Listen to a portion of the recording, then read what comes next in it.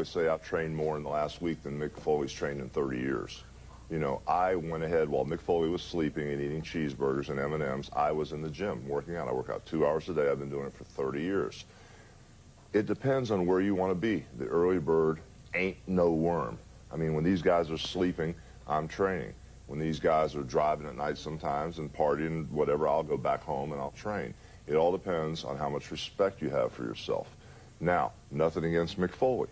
I didn't have to prostitute my body and throw myself, you know, over the coals into the fire and the glass to make $1. I decided to train and go another way. I think he's never wrestled with me.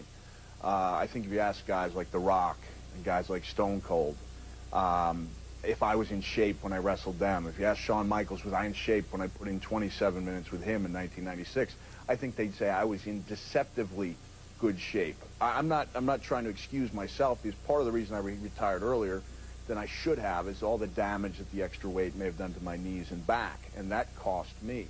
But for Hulk Hogan to say that, I think is a lie, and I think it's kind of cruel. And I think if Hulk Hogan were to have wrestled me in his career, that he would sound more or less like a whiny girl in a porno film, saying not so fast and not so hard, because he didn't like the contact. So the reason I'm out early and he's around there when he's 49 years old is because I put out and I gave people their money's worth. He did in a different way. He was a great entertainer.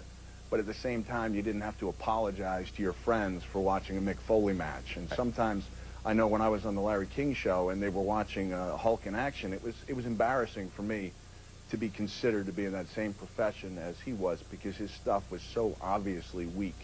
So, and I'm taking that out. It's a little aggression that I wouldn't normally say, but yeah, that's pretty brutal stuff for a guy of his magnitude. I would probably